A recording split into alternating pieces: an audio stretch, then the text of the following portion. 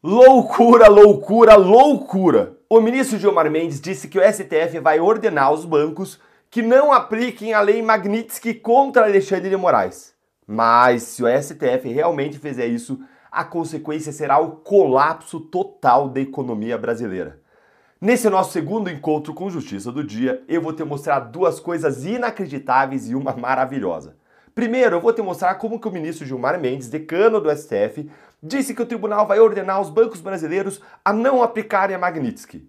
Segundo, eu vou te mostrar como a consequência disso seria o colapso total da economia brasileira. Pior do que qualquer tarifaço, e eu vou provar isso para você com casos reais, exemplos reais, para ninguém ficar em dúvida. Você tem que ver, e essa análise você não vai encontrar em nenhum lugar do Brasil, ela é inédita. Em terceiro lugar, eu vou mostrar para você como que um gigantesco Banco do Brasil já colocou o ministro Alexandre de Moraes no moedor de carne da Lei Magnitsky e bloqueou tudo dele sem dó nem piedade. Bora então aqui direto para o primeiro ponto, com essa apuração aqui da CNN de um jantar entre o ministro Gilmar Mendes e os senadores e os deputados da oposição. Olha aí que loucura. Durante essa reunião, Gilmar Mendes foi avisado pelos bolsonaristas de que o governo americano aplicaria a lei Magnitsky ali nos dias seguintes, nos próximos dias, contra autoridades brasileiras, tendo Alexandre de Moraes e possivelmente outros ministros do Supremo também como alvos. Segundo eu apurei, Gilmar teria respondido o seguinte: se isso de fato ocorresse, a aplicação da lei Magnitsky, o Supremo poderia determinar que as instituições financeiras que atuam aqui no Brasil não cumpram ordens vindas dos Estados Unidos. Então, essa foi a resposta. Quando disseram, aliados de Bolsonaro disseram para Gilmar Mendes, segundo eu apurei, que a lei Magnitsky estava chegando essa semana, ele disse, ele não recuou e disse, olha, então a gente pode determinar, eventualmente, sim, soltou como uma ideia, que as instituições financeiras não cumpram as determinações vindas dos Estados Unidos. Olha, eu tenho uma coisa para te dizer e para dizer para o ministro Gilmar Mendes. Vai lá então, ministro, faz isso, vai, a gente confia no seu potencial. Faz isso, ministro, só para a gente ver uma coisa, faz. E dê a decisão você também, que é decano do STF, escrevendo lá que o Brasil é soberano, que o Brasil não se submete a inimigos nacionais e estrangeiros, como o Moraes fez. E assine a decisão depois com o seu nome lá, Gilmar Mendes. Faça isso, ministro, só pra gente ver uma coisinha, que aí você vai ver o maior 24 horas da sua vida.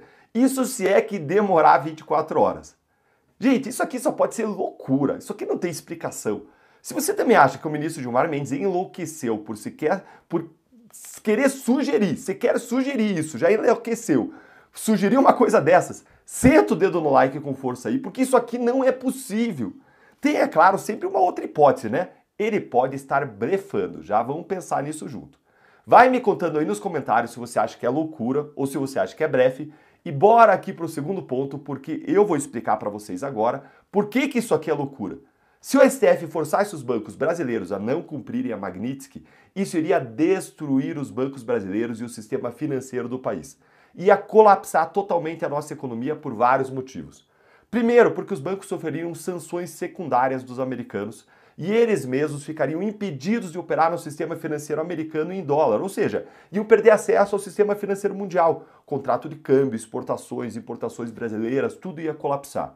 Sabe o que isso significa para um banco? Pena de morte financeira, falência. Nenhum banco sobrevive sem operar em dólar, sem acesso às bolsas americanas, sem poder fazer transferências internacionais. Isso não existe. Os grandes bancos brasileiros morreriam. Itaú, o maior banco da América Latina, ia virar o menor banco da América Latina. Bradesco, Santander, Nubank, que tem ações listadas em Bolsa de Valores em Nova York, todos os bancos brasileiros que você puder imaginar iriam ser destruídos. E quem que seria destruído junto? Todos os 220 milhões de brasileiros que são correntistas desses bancos, as nossas economias, todos aqueles que têm investimentos, poupanças lá, que recebem seus salários lá, que têm seus empréstimos, financiamentos de casa, de carro, tudo. A economia do Brasil iria para o fundo do poço. Mas não é só isso.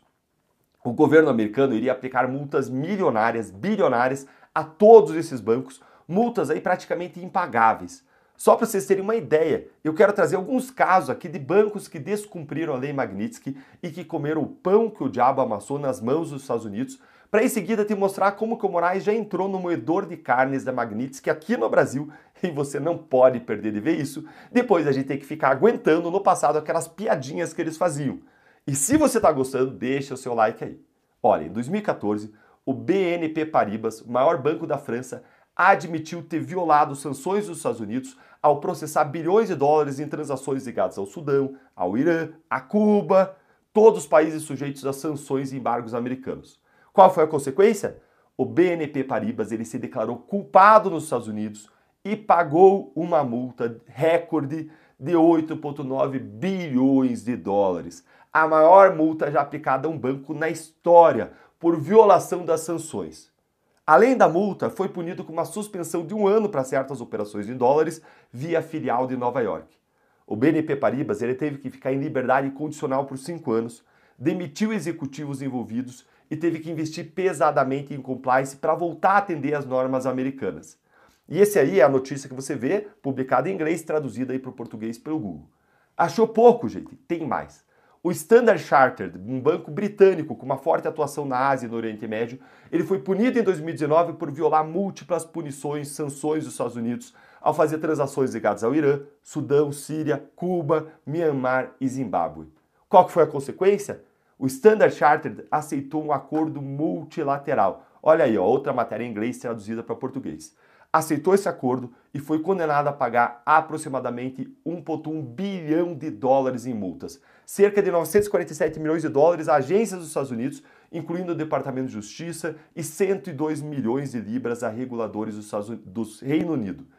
E a penalidade teve um impacto significativo nos lucros do trimestre do banco e forçou o banco a reforçar o seu time e os seus mecanismos de compliance. Executivos tiveram que admitir responsabilidade pelos lapsos e o banco encerrou relações com clientes de alto risco, tendo que reforçar depois controles para evitar novas violações. Bora para mais um caso, antes de eu te mostrar como que o Moraes já está se ferrando aqui no Brasil? Olha só, o Danske Bank, da Dinamarca, ele protagonizou um dos maiores escândalos de lavagem de dinheiro já vistos. E isso resultou na punição dele lá nos Estados Unidos. A filial dele na Estônia ela tinha permitido que cerca de 200 bilhões de euros em fundos de clientes estrangeiros de alto risco, principalmente da Rússia, circulassem pelo sistema financeiro americano entre 2008 e 2015.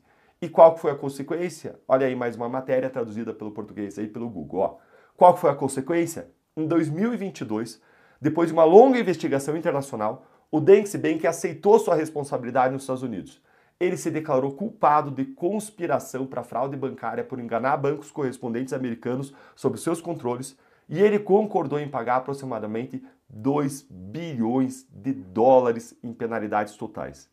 Essa punição incluiu ainda a implementação de um plano rigoroso de melhoria de compliance sob monitoramento. O impacto aí para o banco foi substancial. Além do rombo financeiro, dos danos reputacionais, o caso levou à demissão da alta cúpula do banco, queda de mais 50% no valor das ações em 2018 e reforço das leis contra a lavagem de dinheiro na Europa.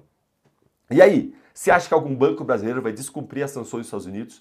Que os altos executivos, olhando esses exemplos de bancos que descumpriram, foram todos punidos, liderança punida, todo mundo se ferrando, você acha que eles vão descumprir as sanções dos americanos? O que você acha aí? Vai contando para mim nos comentários. E vamos agora para o terceiro ponto. Dessa vez para mostrar para vocês como que um banco brasileiro gigantesco já colocou Alexandre de Moraes no moedor de carne da Lei Magnitsky. Olha só essa manchete aqui da revista Exame. Olha aí, Lei Magnitsky, não discutimos a lei, nós cumprimos a lei, afirma CEO do Bradesco. Opa, opa, opa, gente. Opa, opa. O Bradesco, que é simplesmente o segundo maior banco do Brasil em número de correntistas, pulou fora do barco de Moraes e já deu a letra, já mandou o seu recado, dizendo: aqui a gente aplica a lei. Ministro Alexandre de Moraes, é só recorrer, né? Vai lá para os Estados Unidos recorrer. Pede para a AGU recorrer para você, ministro. Olha como o entendimento inicial do Bradesco é de que realmente vai ter que bloquear tudo de Moraes porque o banco atua nos Estados Unidos. O entendimento inicial é de que a Lei Magnitsky pode envolver todos os bancos que realizam negócio nos Estados Unidos. O Bradesco, que possui uma agência bancária, uma filial do banco e 2 broker-dealers, intermediários de operações nos Estados Unidos, tem uma presença significativa no mercado americano. O Bradesco já sabe muito bem o que acontece com quem descumpre a Lei Magnitsky. Gilmar Mendes e os demais ministros do Supremo, no entanto, parecem não saber, ou estão fechando seus olhos para as consequências, ou estão blefando. A minha avaliação é de que tudo não passa aí de um grande blefe. Qual que é a sua? Eu quero ouvir a sua opinião. Essa eu pago para ver.